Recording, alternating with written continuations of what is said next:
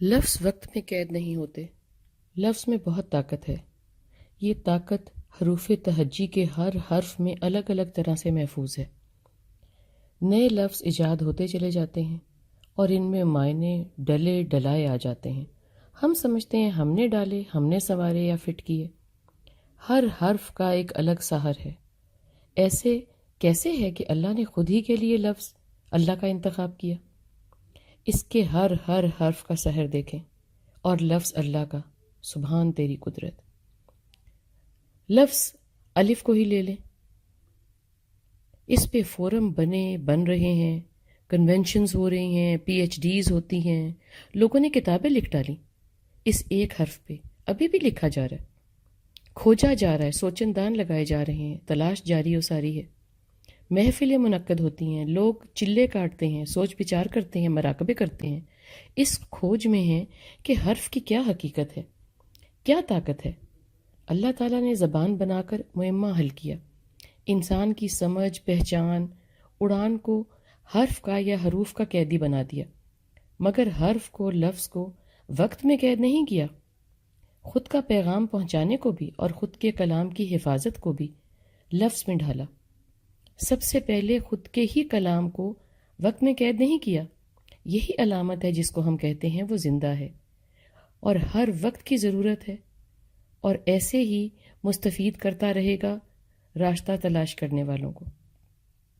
بلکہ یوں کہیں کہ اللہ نے خود کے کلام کو ہی وقت میں قید نہ کر کے ہمیں بتا دیا کہ ہمارا ہر کہا سنا سوچا ریکارڈ کیا جا رہا ہے اور زندہ ہے. سوچا میں نے اس لیے کہا کہ لفظ بنانے سے پہلے وہ لفظ سوچ بنتا ہے، پھر ادا ہوتا ہے یا نہیں ہوتا، تو سوچ کا بھی اس حوالے سے حساب ہوگا. لفظوں کے ساتھ ساتھ وہ بھی زندہ ہے، اس دنیا کے لیے اور آخرت کے لیے تو ہے ہی، آزاد اور زندہ. ہر لفظ کا حساب جو ہونا ہے، کیسے کب اور کہاں استعمال کیا، اور کچھ جائز ناجائز الفاظ جائز وقت پہ کیوں ادا نہ کیے. کچھ الفاظ کو جب غلط مطلب دیا جا رہا تھا تو روکا ٹوکا کیوں نہیں. اللہ تعالیٰ کا کلام تو زندہ ہے ہی، مگر اس نے یہ طاقت حرف کو دے دی. زندگی کی طاقت، آزادی کی طاقت، خود کی بات ہمارے دل اور کان میں ڈالنے کے لیے. سبحان تیری قدرت. اب تا قیامت حروف زندہ ہی رہیں گے، آزاد رہیں گے. جب جو چاہے گا کسی تحریر کو اچک لے گا، مستفید ہو لے گا.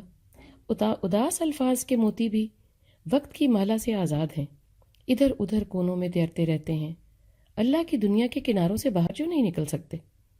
ہم انسان آتے اور جاتے رہیں گے، مگر کہی سنی باتیں، لکھی پڑھی باتیں زندہ ہیں اور زندہ رہیں گی. سنہری حروف ہوں یا کوئی گری پڑی ہوئی گفتگو، ہر زبان کی، ہر خطے کی بات آخرت میں تو پکڑی ہی جائے گی. یہاں دنیا میں دیکھا جائے تو باتیں لوٹ لوٹ کے آتی ہیں، کبھی کسی رنگ میں، کبھی کسی ڈھنگ میں. یہی علامت ہے زندگی کی، آزادی کی. حروف کے جوڑ توڑ سے جو لفظ بنتا ہے، اللہ تعالیٰ ہی اس کو باوزن کرتا ہے، اس میں اثر ڈالتا ہے، اس کو طاقتور بناتا ہے. یہ طاقت ہوتی ہے اس کے معنی کی، جو وہ الفاظ لے کے کھڑے ہوتے ہیں. مطلب لفظ کا ہتھیار ہے، اور کسی قسم کے ہتھیار سے کھیلنا اچھی بات نہیں ہے، بلکہ ظلم ہے، ناانصافی ہے. جیسے کہ بندوق کا لائسنس ہوتا ہے، عمر کے مطابق ملتا ہے، وقت اور حالات کے مطابق استعمال کی اجازت ہوتی ہے.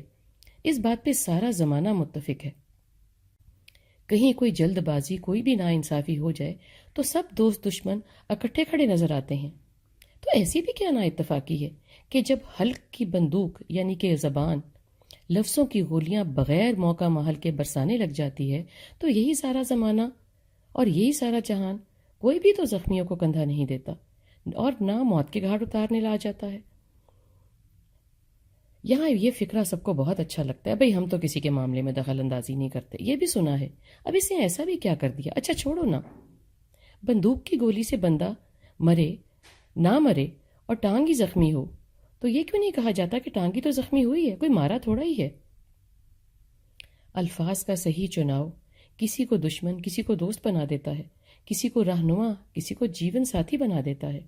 کسی ہنستے مسکراتے حسین چہرے کی جاذبیت کو غم کی نیند سلا دیتا ہے، کسی پرعزم کو، ہوش مند کو بستر سے لگا دیتا ہے.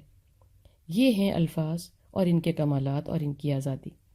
الفاظ کا صحیح چناؤ کسی بھی کلام کو بڑا کلام بناتا ہے۔ بڑا کلام ہر کسی کو الگ رنگ میں ایک ہی بات دیکھنے دیتا ہے اور دیکھنے کی اجازت دیتا ہے اور دیکھنے کے کئی پہلو بتاتا ہے۔ بڑا کلام بہتی آبشار کی طرح ہے، خوشبو بھری ہوا کی طرح ہے، سب کو ہی خود ساختہ لبھا جاتا ہے، بھلے کوئی پانیوں کا، خوشبوؤں کا نہ ہی رسیا ہو۔ بڑے کلام کا ایک ہی جملہ کئی معنی اور کئی سبق لیے کھڑا ہوتا ہے، سمجھنے والے کے لیے بھی، لکھنے اور بولنے والے کے لیے بھی، بلکہ نہ سمجھنے والے کے لیے بھی۔ کچھ نہ کچھ اس کے پاس ہوتا ضرور ہے اور چاہتے نہ چاہتے وہ اس کو لے لیتا ہے۔ وقت کی آزادی نے اور آسانی کر دی ہے۔ جو بھی کرنا کہا سنا، آپ کسی کو اس وقت کوئی پیغام نہیں دیتا، وہ اسٹور میں چلا جاتا ہے، بیک فائلز میں چلا جاتا ہے، اور ضرورت پڑنے پر آپ اس فائل کو کام میں لے آتے ہیں۔ اللہ کے کلام کو تو رہتی دنیا تک کے لیے رہنا ہی ہے، اس کی بات اور ہے۔ عام انسان کو ہی لے لیجیے، انسان کے لکھے ہوئے مفروضے اور ناول اور کہانیاں دیکھیے کب کب کیا کیا مطلب نکالتے ہیں، اور وہ ہم ہی نکالتے ہیں۔ یہ بھی کہتے ہیں کل یہ کیا پیغام دے رہا تھا اور آج یہ کیا کہہ رہا ہے، یا میری زندگی میں کیسے فٹ ہو رہا ہے، میرے معاملات اور میرے حالات میں یہ مجھے کیسے بات سمجھ میں آ رہی ہے۔ یہ ہے الفاظ کی آزادی، یہ ہے الفاظ کا زندہ ہونا۔